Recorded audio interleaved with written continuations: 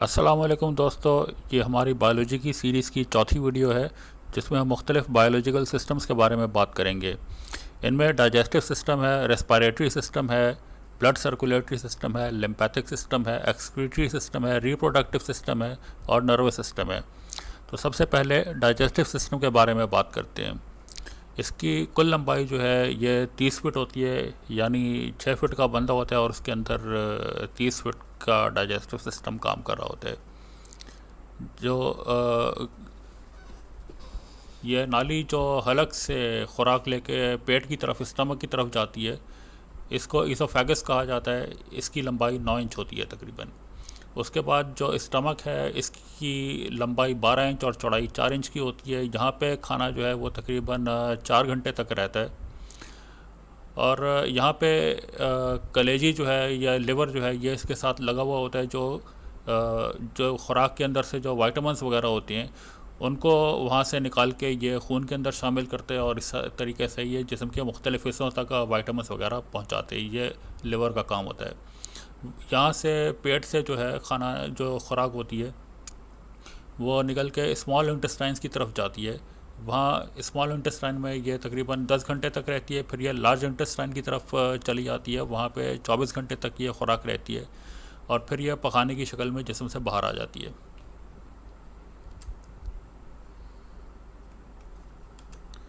अब respiratory system के बारे में बात करते हैं, यानी जो सांस लेने के दौरान क्या अमल होता है।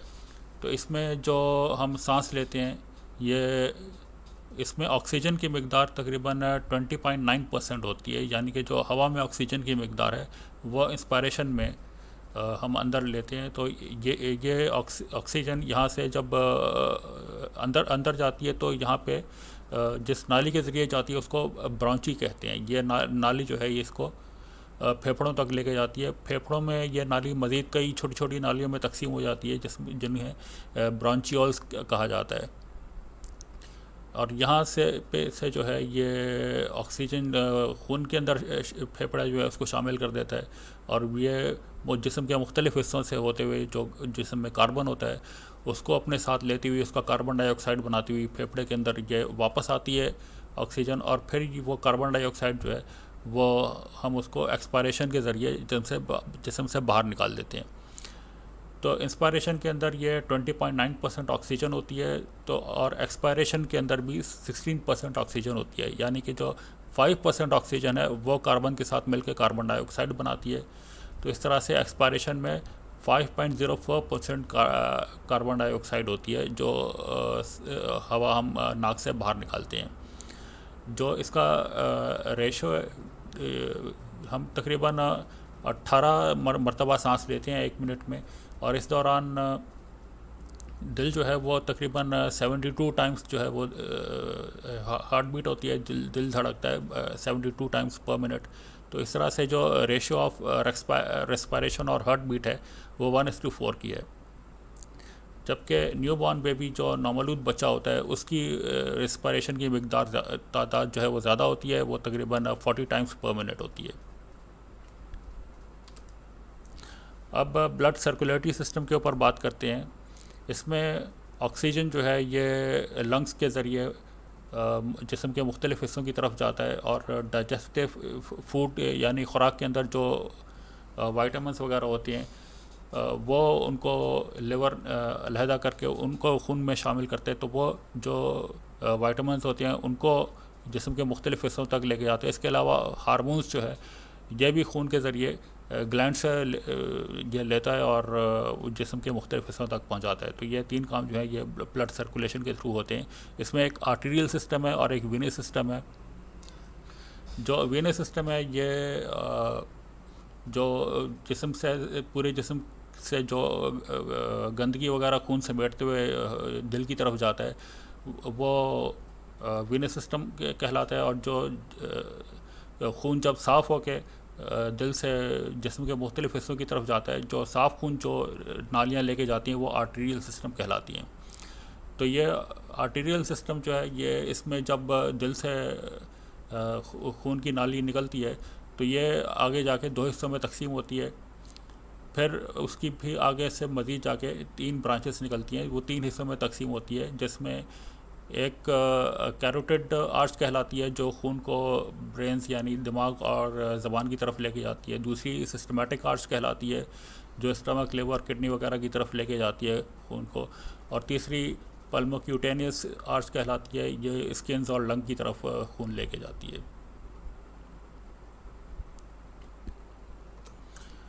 अब लिम्फेटिक सिस्टम की बात करते हैं, जिसमें जो लिक्विड खून की नालियों से निकलता है वो फ़िल्टर होता है और वो जिस्म के मुख्तलिफ़ हिस्सों में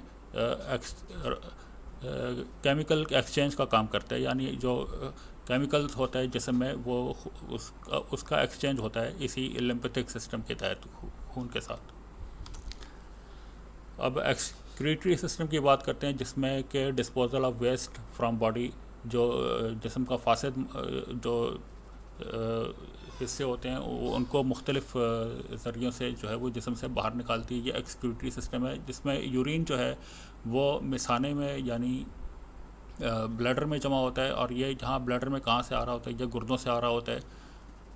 तो ये किडनी जो है ये खून के अंदर जो यूरिया और दीगर फासिद मादे होते हैं उनको खून से अलहदा करके उनको पेशाब में शामिल करते हैं, और पेशाब से ये यूरेटर की नालियाँ जो होती हैं ये यहाँ से गुर्दों से पेशाब को ब्लैडर में मुंतकिल करती हैं और यहाँ से ब्लड से फिर बाहर निकाल देती हैं। अब रिप्रोडक्टिव सिस्टम की बात करते हैं, ये गोनाड्स और डक्ट्स पे मुश्तमिल होता है। गोनाड्स के अंदर जर्म सेल्स वगैरह बनते हैं और डक्ट्स के ज़रिए वो जिस्म से बाहर निकल जाते हैं। मेल गोनाड जो है वो टेस्टिस कहलाते हैं, यहाँ पे इनके ये मेल गोनाड कहलाते हैं, और जो फीमेल गोनाड है ये ओवरी कहलाती है, ये यहाँ पे ओवरी नज़र आ रही है। तो मर्दों के जो स्पर्म है वो इसी टेस्टिस के अंदर बनते हैं, और फीमेल के ओवम या एग वगैरह जो है वो यहाँ पे बनते हैं। अब नर्वस सिस्टम की बात कर लेते हैं। नर्वस सिस्टम जो है ये दो हिस्सों पे मुश्तमिल है, सेंट्रल नर्वस सिस्टम और पेरिफेरल नर्वस सिस्टम। जो सेंट्रल नर्वस सिस्टम है ये दिमाग और स्पाइनल कॉर्ड पे मुश्तमिल होता है, यानी ये इसमें ये दिमाग होता है और यहाँ से जो कॉर्ड निकल रही होती है, जो ये मेन स्पाइनल कॉर्ड है, ये इनके ऊपर मुश्तमिल होती है सेंट्रल नर्वस सिस्टम। और जो पेरिफेरल नर्वस सिस्टम है ये यहाँ से मुख्तलिफ जो स्पाइनल कॉर्ड से मुख्तलिफ ब्रांचेस निकलती हैं और वो जिस्म के मुख्तलिफ हिस्सों से पैगामात लेके दिमाग की तरफ जाती हैं। ये पेरिफेरल नर्वस सिस्टम कहलाती है।